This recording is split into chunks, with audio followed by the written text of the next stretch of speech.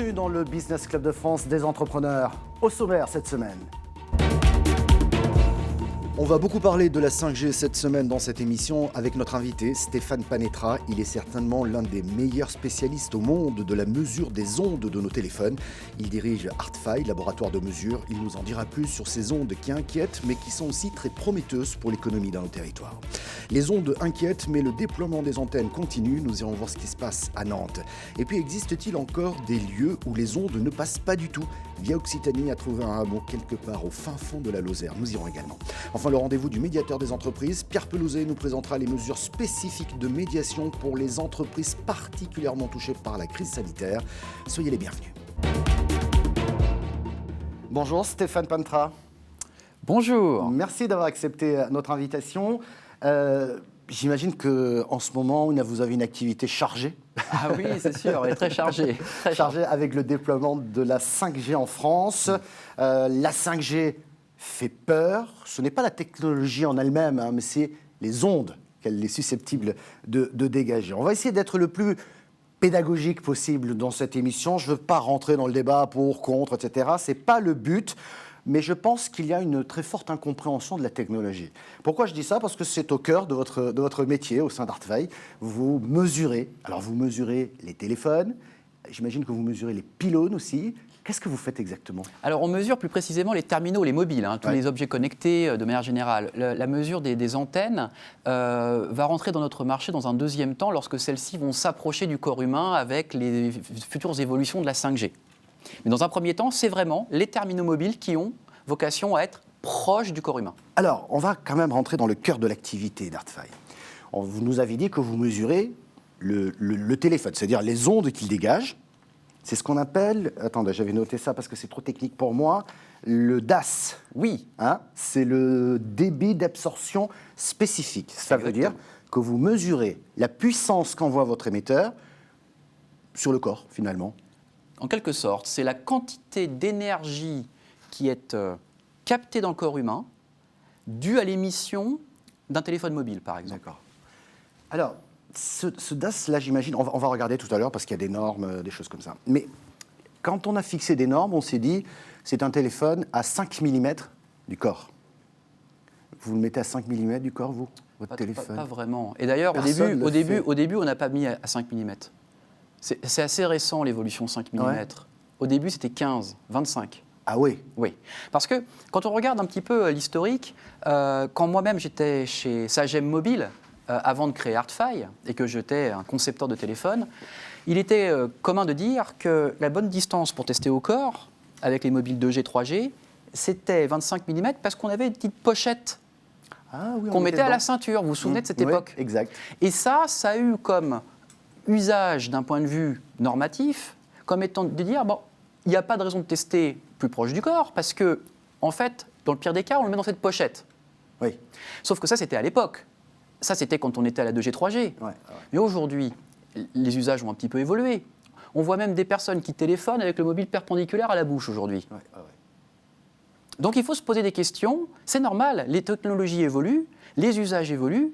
Il faut que tout ce qui accompagne, y compris les techniques de mesure, évoluent aussi. Est-ce que vous êtes en train de me dire que les normes fixées, notamment au niveau du DAS, ne sont plus adaptées aux usages que l'on fait de ces appareils ? Je pense qu'il faut les faire évoluer, et d'ailleurs, elles évoluent. Ouais. Donc c'est la bonne nouvelle. On va parler de la 5G, on va parler des mesures, on va essayer de rassurer un peu tout le monde. Oui. On va en parler dans un instant, mais c'est juste après notre rendez-vous éco-région. Moratoire ou pas, les antennes 5G poussent un peu partout en France. Cette nouvelle technologie est prometteuse, notamment pour les entreprises dans nos territoires. Et cette technologie serait aussi moins consommatrice d'énergie. Mais les opposants ne sont pas convaincus. Un reportage de Maël Carguéou de Télé Nantes. Et nous écoutons tout de suite Marc Dufayet, chef de produit expérience réseau chez Orange. On est à 606 mégabits en débit descendant, donc c'est le débit qui sert quand vous téléchargez quelque chose par exemple. À titre de comparaison avec la 4G, je suis à 146 mégas. C'est un des premiers enjeux de la 5G, apporter plus de débit. Mais le deuxième, qui est largement aussi important, c'est d'absorber globalement l'ensemble du trafic data mobile, puisque dans toutes les grandes agglomérations, les études montrent que d'ici 2 ans, le réseau 4G va saturer. Autre argument massu des opérateurs, La 5G, c'est vert. La 5G par rapport à la 4G, ça consomme, dans l'expérimentation qu'on fait à Nantes aujourd'hui, ça consomme 2 fois moins d'énergie par gigaoctet. Donc quand il y a une utilisation aujourd'hui pendant 1 minute d'un utilisateur, avec la 5G, on consomme déjà 2 fois moins. On consommera 10 fois moins à l'horizon 2025 et 30 fois moins à la fin de la décennie. Pas convaincant pour ces militants anti-5G qui se réunissent régulièrement à Nantes. Existe-t-il des zones où les ondes de téléphone ne passent pas du tout? Les zones blanches existent, mais il y a aussi des zones très très blanches. Rien ne passe. Via Occitanie est allé à Saint-Pierre-les-Tripiers, en Lozère, un reportage de Julie Darling. La rédaction de Via Occitanie s'est demandé s'il était encore possible en 2020 de vivre loin des ondes. Pour le vérifier, on vous emmène en barque dans ce hameau construit sur la roche des gorges du Tarn, rencontré Albin. Cet ancien publicitaire dans les Caraïbes et à Tahiti a radicalement changé de vie il y a 8 ans. Il a fui l'univers d'Internet, des réseaux sociaux et de la télévision. Il est venu y chercher ici, dans ce couvent datant du XIe siècle, situé en zone blanche, une connexion avec la nature et cultive aujourd'hui cette terre. Il aimerait à terme vivre en autosuffisance. Si la moitié de notre vie est passée pour effectivement favoriser des marchés ou des personnes qui n'ont pas... dont l'intérêt peut être peu recommandable, j'ai envie de dire, et on fait autre chose. Et donc là, j'ai cherché quelque chose qui avait un peu plus de sens. Ce hameau va-t-il pouvoir encore fuir longtemps la technologie et la 5G? Aujourd'hui, ils sont 5 à 6 personnes à vivre ici à l'année. Quel est ce projet pharaonique là qui nous est, en fait, il nous est imposé? Tous déplorent un manque de concertation et appellent à la mobilisation générale pour que ces pierres historiques ne soient jamais dévastées par les ondes.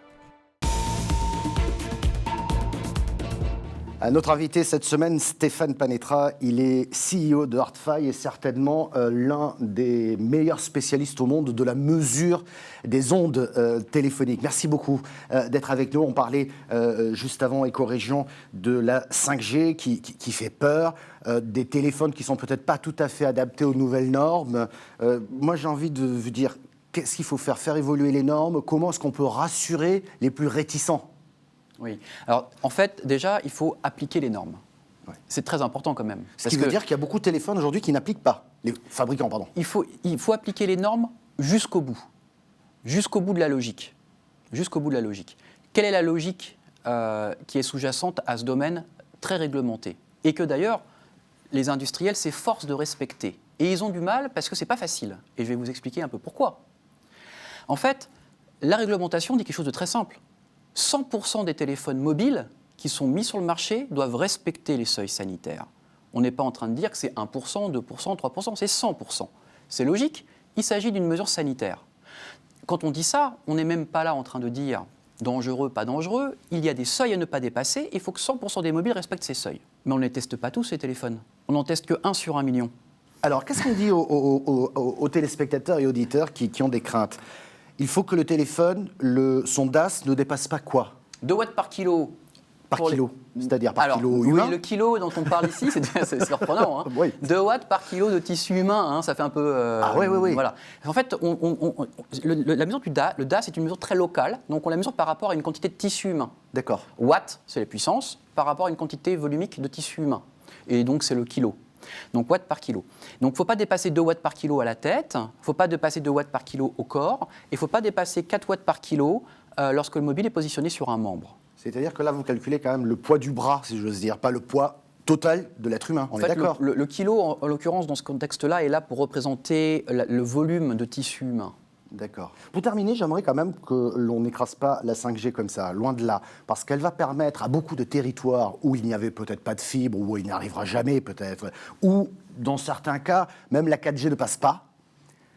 Ça va permettre quand même, j'imagine, de relancer une dynamique économique, parce qu'on pourra faire des choses qu'on n'a jamais pu faire jusqu'à présent. Non, la 5G, c'est une technologie très très intéressante, qui est vectrice d'énormément de possibilités. On pense à la télémédecine, mais on pense à plein d'autres choses. Et du coup, là, véritablement, il y a la nécessité de vraiment bien prendre en compte l'impact économique positif que va avoir la 5G. Mais à partir du moment où on a dit ça, il faut impérativement se donner les moyens de la soutenir. Et pour la soutenir, il faut faire les choses, je dirais, de manière carrée, de manière propre, de manière claire. Et de répondre aux attentes des consommateurs. Parce que les consommateurs, ils ont des attentes opérationnelles, fonctionnelles, ils veulent plus de données, il y a des applications nouvelles, la voiture connectée, il y a la télémédecine, etc. Mais il leur faut aussi des garanties aujourd'hui. Et on ne peut pas avoir le beurre et l'argent du beurre. Il faut véritablement s'assurer qu'à 360 degrés, on fait bien le job. Ouais. En faisant toutes les mesures nécessaires. J'espère qu'on se reverra avant 2030 parce que là on parlera de 6G. Eh oui, c'est en cours de préparation déjà. C'est en cours de préparation. On n'a pas vu la 5G, mais on parlera de 6G. Merci de votre visite. Merci beaucoup. Merci beaucoup. C'est l'heure du rendez-vous avec le médiateur des entreprises. Bonjour, Pierre Pelouzet, médiateur des entreprises. Aujourd'hui, vous nous parlez de la médiation, notamment dans les secteurs en sous-activité ou qui reprennent peut-être progressivement. Oui, effectivement, Michel, il y a un certain nombre de secteurs, on le sait, hôtellerie, restauration, discothèques, je ne vais pas tous les citer, mais vous les imaginez bien, et en tout cas ceux qui nous écoutent le savent bien, qui sont en difficulté à cause de la crise, à cause du confinement, à cause de fermetures administratives ou de réduction tout simplement de leur activité. Il y a beaucoup d'aides qui ont été mises en place, hein, le fonds de solidarité, le chômage partiel, les PGE, les prêts garantis par l'État, donc tout ça c'est très bien, mais parfois c'est un peu difficile, parfois ça coince, parfois on n'y arrive pas, et là il y a des fiches qui sont sur le site du ministère de l'économie que je vous engage à aller regarder, qui vous rappelleront toutes ces aides, mais vous donneront aussi des solutions s'il y a une difficulté. La première solution, c'est de vous adresser à votre chambre de commerce, et votre chambre de commerce saura vous orienter, soit déjà vous aider, vous dire bah là il fallait remplir telle case, il fallait cocher telle mention, et vous aidera à bien faire votre dossier, mais si ça ne suffit pas, s'il y a une vraie difficulté, vous enverra notamment vers le médiateur des entreprises, et nous avons cette capacité à organiser une médiation, c'est-à-dire un dialogue entre vous et l'administration concernée pour essayer de trouver une solution. Donc je vous engage à aller voir ces fiches sur le site du ministère de l'économie, à aller vers votre chambre de commerce si le besoin s'en fait ressentir, et tout ça nous sera envoyé. On a toute une équipe à votre disposition, vous savez qu'on répond à des milliers de sollicitations tous les ans. Cette équipe est là pour vous aider, pour vous mettre en contact avec les bonnes personnes et trouver des solutions pour que tout le monde puisse s'en sortir par le haut à l'issue de cette crise. Merci à notre invité Stéphane Panetra de nous avoir éclairé sur le sujet des ondes du téléphone et de nous avoir rassuré également. N'ayez pas peur, et effectivement la réglementation évolue, elle va évoluer à mon avis très très vite. Merci Pierre Pelouzet, médiateur des entreprises. Vous pouvez retrouver cette émission en replay vidéo sur le site de votre chaîne de télévision, sur celui de l'émission. Nous sommes également disponibles en audio podcast, mais aussi sur quelques radios FM ou web radio, et même tout nouveau sur la radio DAB+. Merci de votre fidélité et à la semaine prochaine.